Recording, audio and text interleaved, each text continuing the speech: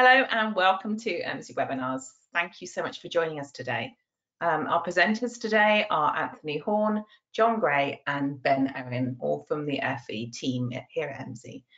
If you have any questions during the course of the webinar, please put them in the questions box on the control panel and we'll endeavour to get back to those at the end of the presentation. If not, then we'll follow up afterwards. But you will receive a follow-up email with the recording and slides from today's presentation, so keep your eyes open for that. So without any further ado, I will hand over to you, Anthony. Thank you for that, Debbie. Hello, everyone. I'm happy to be joined, as Debbie said, by my team FE colleagues, Ben Owen and John Gray today. Ben, for those of you who don't know, is our Account Director for Education and Skills. How are you doing today, Ben? I'm good, thanks. How are you, Anthony? I'm good, I'm good. And John, the Boss Man Director of FE, how are you doing, John? Good, thanks, Anthony, and good afternoon, everybody. Excellent. Well, we collectively wanted to run this session today to share our thoughts on some of the key issues facing providers in the sector. We're hearing a lot of common messages and common discussion topics coming from our clients and our other friends in the sector. And what we wanted to do today was to just have a discussion around those and share some of our own thoughts as well. So together on the session today, we're going to discuss and cover off a number of different things, including firstly an overview of some labour market headlines as the national and regional economy changes and opens up again and continues to evolve. Secondly, what we're hearing as probably the hot topic from colleges over the past month or so, that being student recruitment and internal progression, is the end of this academic year fast approaches and September fast approaches also. Then we've all, of course, seen an increased government focus on the sector in recent weeks and months. We just wanted to discuss what's going on there and what do we think some of the key points of interest are. And then finally, we're going to introduce a brand new free report that we are very shortly making available to you all, which we hope will be useful in that current climate. So before we get to those main agenda points, then just a very quick introduction to Emsi for those of you who aren't familiar with us. We are a global labour market data firm headquartered in the US with operations in a number of countries, including here in the UK. And our mission at Emsi is to provide comprehensive labour market and skills data to help you make more informed decisions that are going to help your business and then ultimately help individuals, educational institutions like yourselves and employers also all connect together more closely to lead on improving national, regional and local labour markets. So that out of the way, to begin with, what I am going to do is to share some of the key labour market headlines that we are all seeing right now. So firstly, here we see a collection of data points from the ONS that collectively tell us some really interesting things. So in the chart here on the left, we see the UK unemployment rate over time. That's the black line. The vacancy rate, which is the purple line, which is an important metric to consider when thinking about people getting back into work. And then this chart also shows the redundancy rate. That's the green line. And actually this chart is showing a pretty positive picture. So if we start with the redundancy rate, that's the green line at the bottom of the chart, from the peak that we saw towards the right-hand side there, which was in September to November last year, that's now, as you can see there, falling rapidly back towards the usual redundancy rate that we've seen in previous years, which will hopefully continue.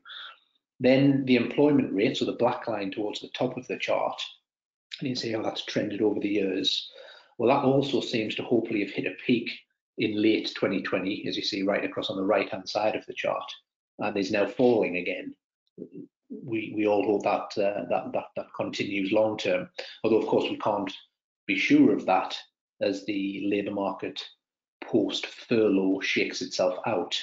But we do know thus far that unemployment hasn't hit some of the high points that were forecast when the pandemic was raging. You can see it's kind of been hovering at around 5% over the past year, whereas there was some fear that it might actually hit somewhere closer to 10% just a few months back. The only flip side of that reasonably positive picture right now, and it's certainly more of a negative point, is that unemployment has actually been seen quite heavily across younger age groups in sectors like hospitality.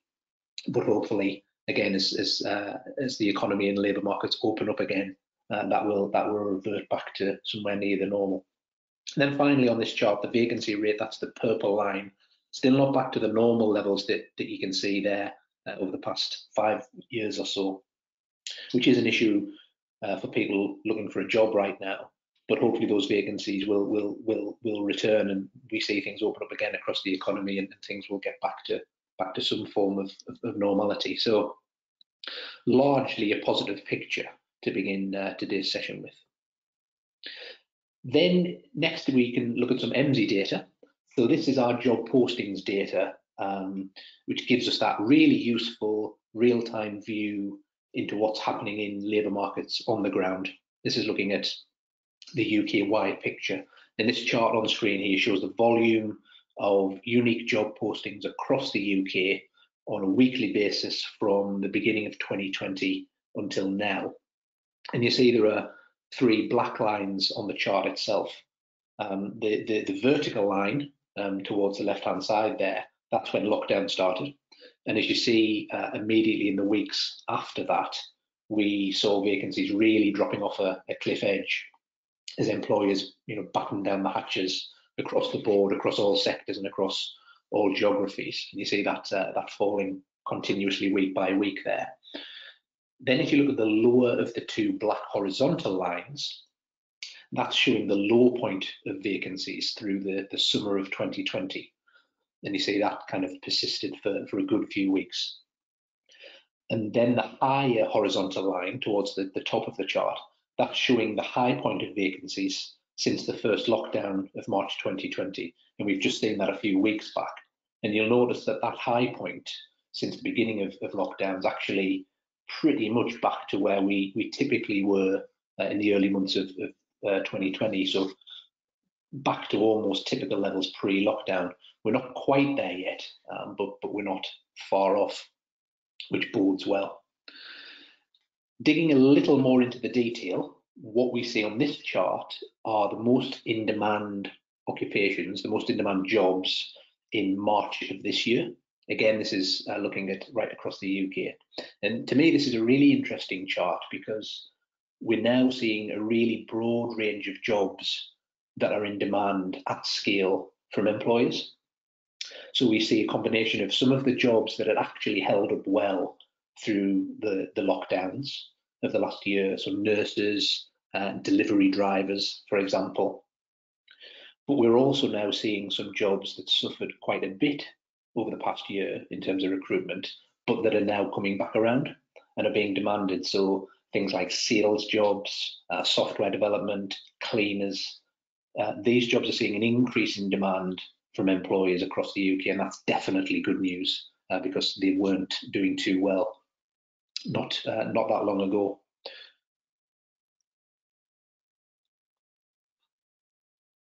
So hopefully that kind of introduction, those first couple of slides there, are kind of indicating and highlighting towards some positive signs when it comes to national labour markets.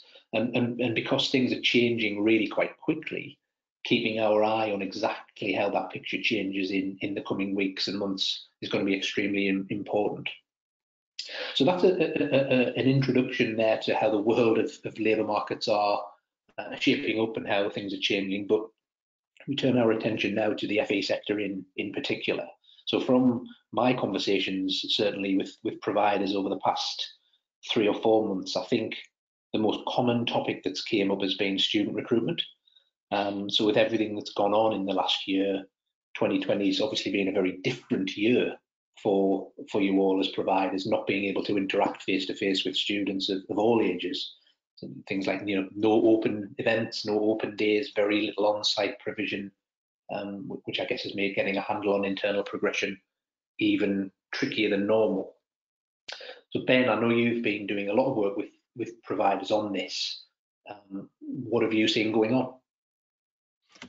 Yeah, thanks, Anthony. I think yeah, you've sort of framed the opportunities and challenges, I think, quite uniquely in the fact that obviously we've seen really unprecedented push forward in terms of digital engagement. Most colleges have already sort of gone down the route of sort of digital applications apply online, but obviously colleges have had to sort of supercharge and leapfrog in terms of how they can do that over a period of lockdown. But I do think in the main, the picture for 16, if we look at 16 to 18 in the first instance, the picture in the main is reasonably a healthy one from conversations with colleges over the last few weeks and few months. No great surprises. Health seems to be really strong in terms of applications for most providers. I think lots of young people have seen, the impact of, what the NHS have done during the course of the pandemic, clap for carers, etc. And so seeing a real sort of surge in 16 to 18 applications in that. I also think it's interesting to see from an access perspective as well, some adults that potentially may look at a career change or as a result of furlough, as that starts to wind down, there's an opportunity potentially for access courses there. I think the other strength at the minute is particularly construction. I know you mentioned in terms of areas that have struggled initially during the first lockdown, and we saw sort of job posting activity in the construction engineering sectors pretty much plateau and get overtaken by furlough uptake, but seeing a real increase in construction engineering. And then the interesting one, which I think links quite nicely to T-levels, and you've mentioned the sort of policy space, and I know John will talk a little bit around the FE white paper, but interesting to see the rise in IT, and in particular when you look at the sort of skills data around sort of in-demand programming languages, so like AWS, Amazon Web Services, Microsoft Azure, digital marketing, they seem to be really on the increase at the minute. So I think the key thing where colleges are succeeding particularly well, and again throughout lockdown, is that ability to link their programs to those career pathways. So ultimately, where are those students going to be ultimately working, where they're going to be studying at a higher level, what skills they're going to be acquiring. So again, as providers, we've seen some really good practice from colleges in terms of particularly linking their external marketing around, you come and do a course X, and you'll do it for 2 years, and as a result of graduating from course X, you'll go into that career, and these are where the jobs are in the local labour market. So I think that's a really key thing. But I think the real important thing for colleges this year, as much as it was last year, and you've mentioned it there, Anthony, is progression, particularly that level 2 to level 3. Even though we are seeing the labour market improve, there's still real opportunities for those students that would naturally leave college at level 2 and go and get a job, but would be able to study at level 3. There's still a real opportunity for colleges to promote through the use of LMI, the additional skills and competencies that student will acquire through studying that level 3 program will demand a higher salary and potentially open up pathways to study at higher level, whether that be at university or a level 4 and 5 higher technical apprenticeship program. So I think it's a really positive picture in terms of student progression.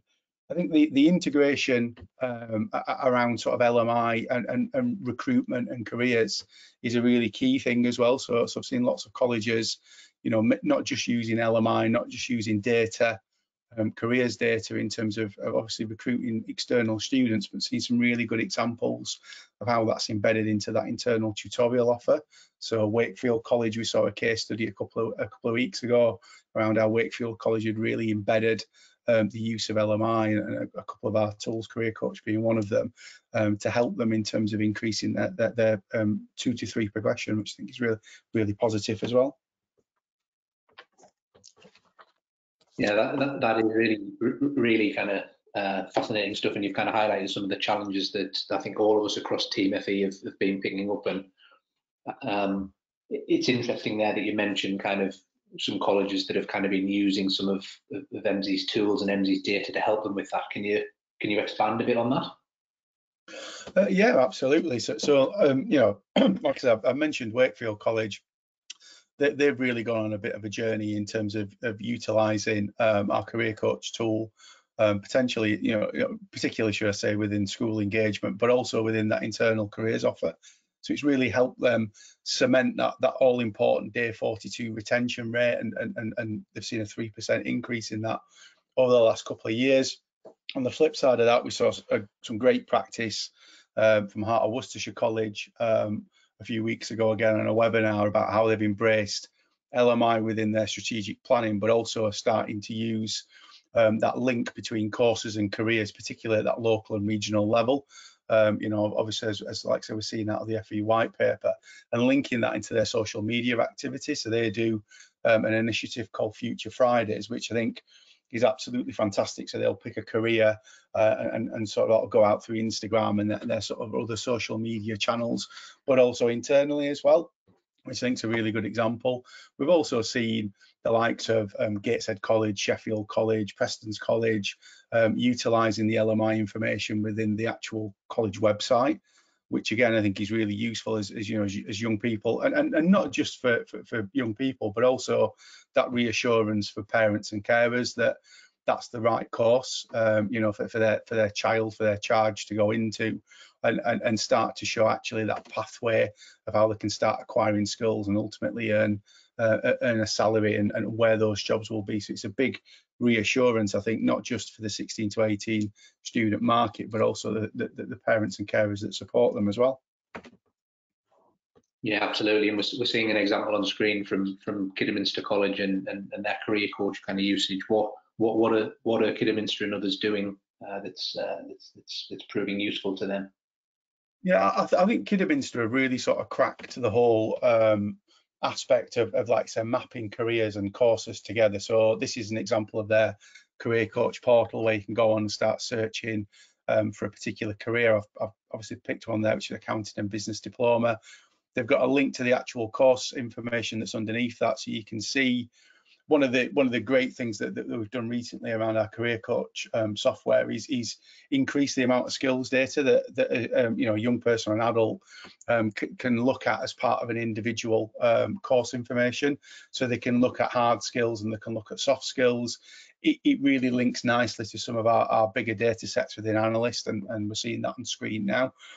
So I think what Kidderminster have done really well is sort of lead that person on that journey of, I'm interested in doing X, Y, or Z. They can have a look at what that career looks like, have a look at the trend in terms of where the job postings and where we think that career is going to be. And then through that system, it's simply a couple of clicks and they've applied and got a really slick response around online applications. So I think they've really sort of cracked that. And I think, again, looking at the slide that's on screen now, the ability to sort of articulate hard and soft skills for each career is not just important for 16 to 18 recruitment, whether that be internal or external. But if we sort of think about the adult piece, I know there's been lots of challenges for colleges, particularly around the raised threshold that we've seen this year around AUB.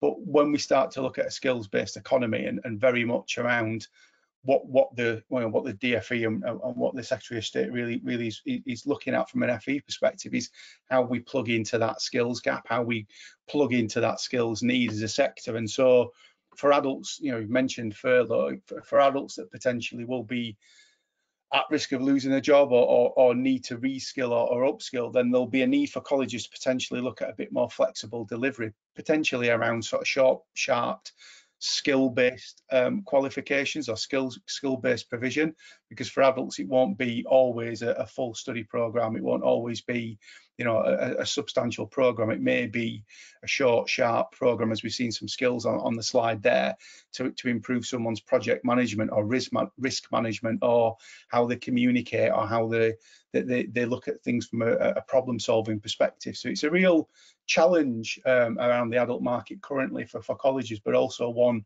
I think, of great opportunity as well.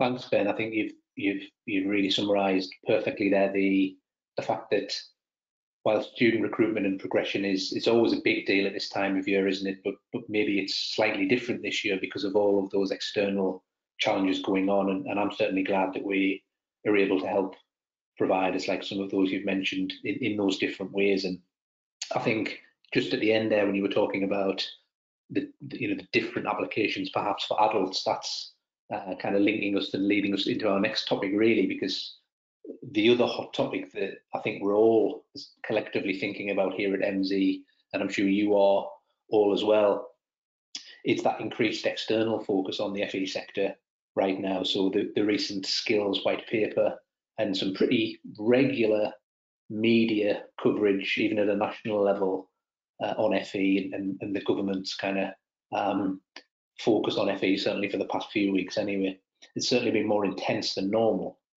I don't think anyone could say that FE's been the forgotten sector, at least for the past 2 weeks, at least. And although, of course, the white paper was certainly focused mostly on colleges, we do think there are implications in there for all providers of all types, really, when it comes to provision meeting local economic and labour market needs, whether that be then translated through to course development or student recruitment and progression, like Ben just talked to us about there. So on this topic, on the external focus and government focus on FE, I'm sure most of us have read at least some of the white paper, so we don't need to dwell on the content in any real detail, other than to say, one of the general overarching themes throughout the white paper was one we've all heard before: ensuring provision meets the needs of local labour markets. But there's certainly a big focus on this notion of putting employers at the heart of the FE system, and that certainly does seem to be a real bugbear and a core aim of UK government. Various announcements we've all seen since the white paper certainly solidify that idea, and we also see quite a stark focus on higher level technical qualifications and provision. Now, of course, the white paper is indeed now in fact a bill. I believe it started its formal journey through Parliament yesterday. So this idea of government taking a much more active role in the sector, with powers to intervene, which we're seeing a lot of coverage of, I'm sure you've seen that, powers to intervene in colleges that and providers that don't do what they want them to do, certainly all seems to be moving at a pace. And with those things in mind, on the issue of more employer involvement, we've now seen bidding opportunities for both local skills improvement plans and a strategic development fund, and we've also seen the more recent kind of mention of a skills taxonomy that the government are looking to develop. Without talking about any of those bidding opportunities specifically on today's session, it's certainly fair to say that we at Emsi have lots of conversations with providers about skills. It probably comes up in each and every conversation that we have: which skills are being sought locally, which employers are hiring people, and things like that. John, I know you've been having lots of those conversations. It would be great to hear what you think about all of this, and what do you think about skills and why they're important?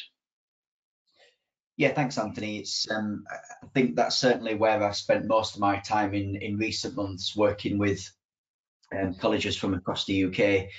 Certainly that really useful summary you've just given about white paper and other types of funding that's available, and different initiatives. It's really meant that colleges have had to think, not just colleges but FE providers in general, about really responsive curriculum development, and that's certainly where we've seen a big shift towards. I think it was coming last year, but certainly since the turn of this year, people really thinking about responsive curriculum development, as we move towards those employer-centric skill systems. So the slides I wanted to run through today are just to give some insight really about how that demand for skills has changed during the COVID crisis, and it's quite stark on some of these slides. So what we've done here is we've looked at as I said, the fastest growing hard skills during the COVID crisis, and we've split them out by the different types of jobs. So this first chart here is looking at high skilled jobs, and then we're going to work our way through middle, service oriented and labour intensive jobs as well. So taking a look at these high skilled jobs first, and for me this one's really fascinating. That remember, we're not filtering here by any industry or different type of occupation. We're just looking at high skilled jobs, and it's really fascinating that the majority of those skills are those really technical digital skills. So we've got cyber, and we've got Azure, and full stack, and those types of things in there. And whilst there is a few that's non-technical on there, there's not that many, and I think that's one of the main challenges that I get kind of asked a lot, and when I get into discussions with providers, is how difficult it is for providers to keep up to date with that. There's a huge demand for those types of skills, but just looking at that list, we know that they're not necessarily easy to deliver, easy to recruit staff to be able to deliver. And that's certainly going to be a challenge, but nonetheless, for the colleges who get that right, a huge opportunity in there to be able to develop some of those technical skills. So on to the next slide, we then focus our attention to the middle skilled jobs, and again we see a focus on digital within here as well. So even in with this middle skilled roles, we've got things like agile and data engineering and SQL, but I think there's some in terms of some more familiar skills right up at the top there, some of those construction trades, painting, plastering, carpentry, plumbing, definitely in the sweet spot for a lot of FE providers, and great to see skills like that are back in demand again. That there's been that they've been fast growing through the lockdown period. So on to service oriented, and I think this really shows a different side to COVID and the crisis that we've lived through. Up at the top there, vaccination, personal protective equipment. Probably no great surprises that they're up there, and just makes you wonder whether they'll stay there for a little while to come. Probably so, whether that's something that we're going to see continued into the future. But moving into then the labour intensive skills, again a different side of COVID, and I'm sure this is something that we'll all be familiar with, in our personal lives, and just how the economy has changed shape. But looking at these labour intensive skills, really a big sway here towards warehousing, logistics. We've got flatbed truck operations there up at the top, stock management, packaging and labelling, warehouse management systems. And again, really interested to see whether this continues as we kind of return back to some type of normality and shops open again. Will we still see this big surge, this big increase in these types of skills? Again, all things which colleges and providers are going to have to be really aware of, and try and work this through. Yeah, that's really fascinating stuff, that, John. I think certainly one of the things that jumps out of that for me is, it's all well and good there being a focus on technical skills, whether that be government or someone else. But there's a whole range of different skills, whether they be at high or technical or lower level, that are really important, both, as you've said, through the COVID period and probably beyond. And we've seen there kind of differences in skills demand across all jobs, but if we then dig into sectors, we see differences emerging there as well, don't we? Yeah, we certainly do. And I think, sometimes looking at the data at that really high level is really useful. But we then get into charts like this and see just how dynamic that is across different regions. So this chart here is looking at the percentage change in job postings for skilled construction trades between January 20 and April 21. And as this plays through, we can see that there's a big drop off during that first lockdown period. But then that quickly picked up and recently has exceeded the 2020 volumes in many regions. So a pretty positive story there for construction, as that bounces back pretty strongly. And then into the customer service occupations, again, same time frame, January 20 to April 21. This one is again, no surprise really, was a really severe drop after that first lockdown period.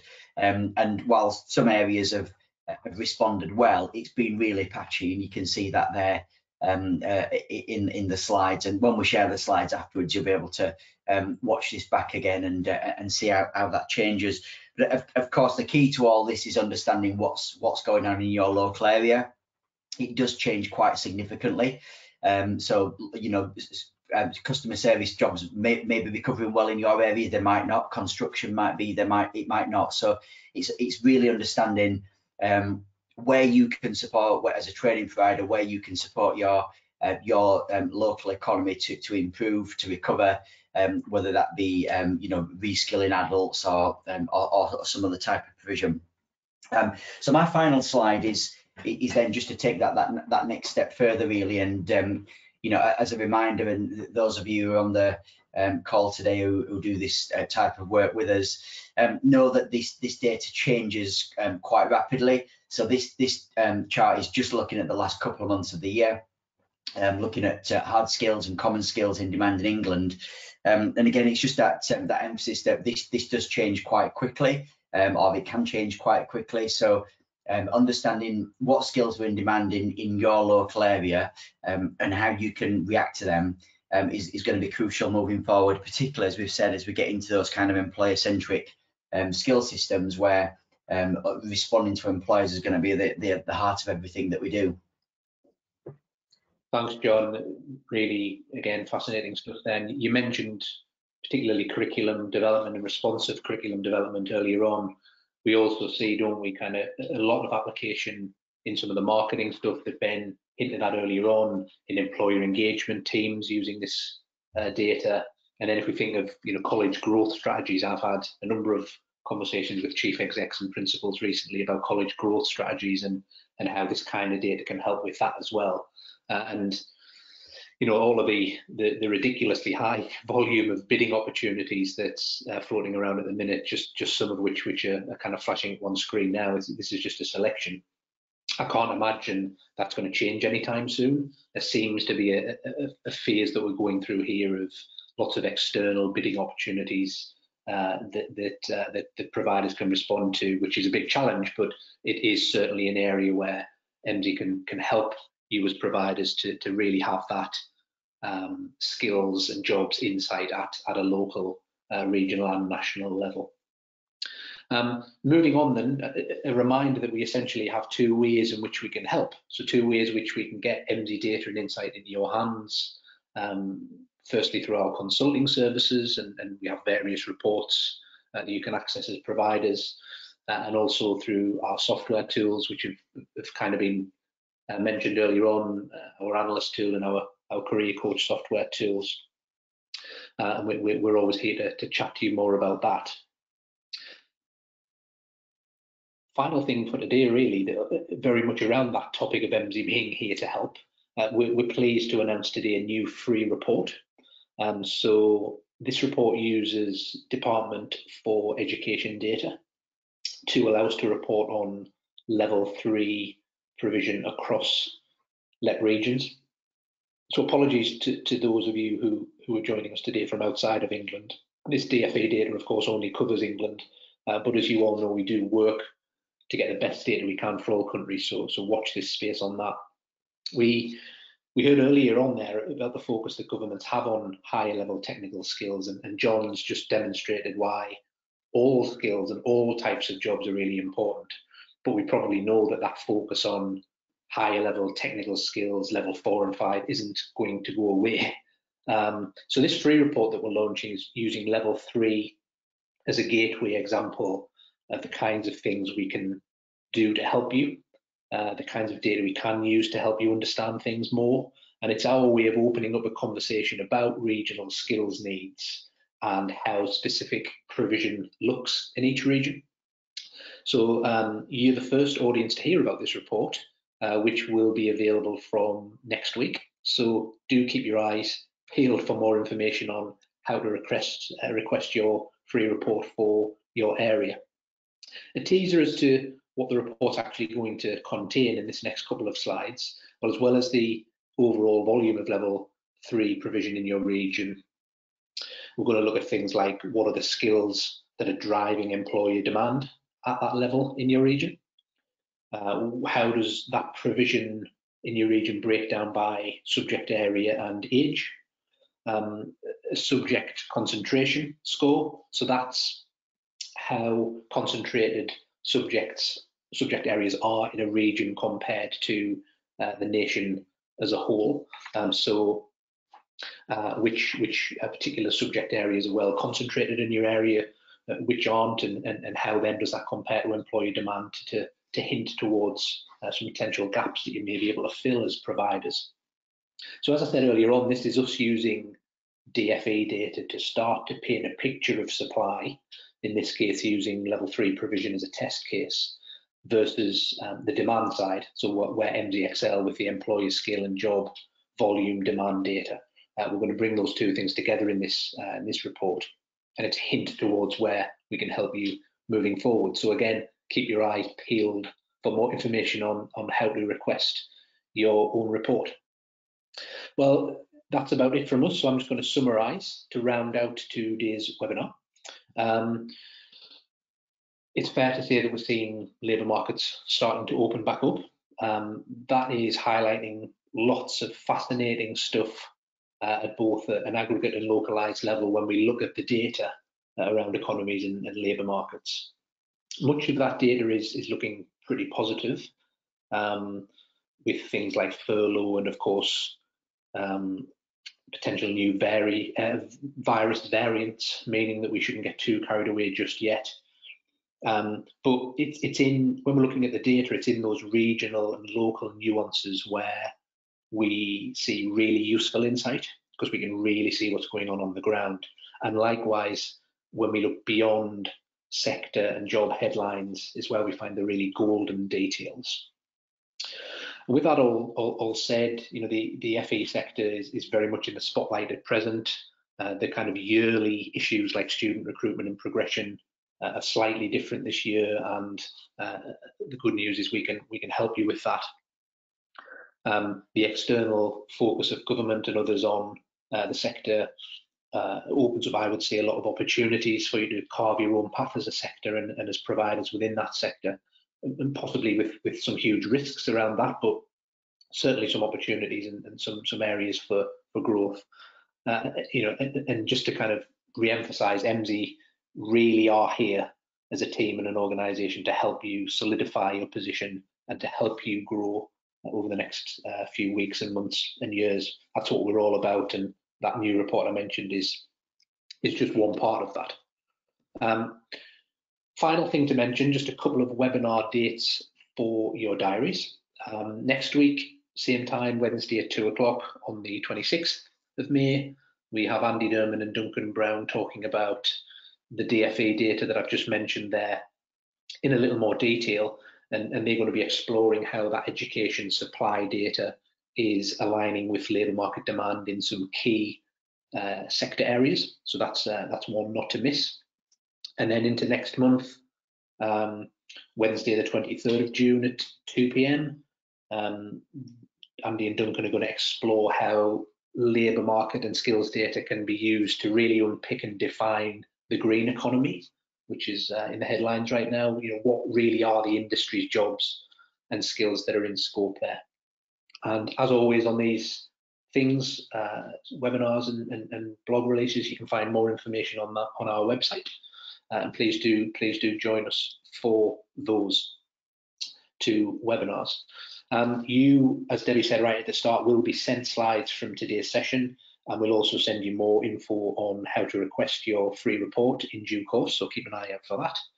In the meantime, feel free to reach out to us directly. See Team FE's contact details on screen there, and we'll always be delighted to chat with you about anything we've talked about today, or indeed anything else that's interesting you.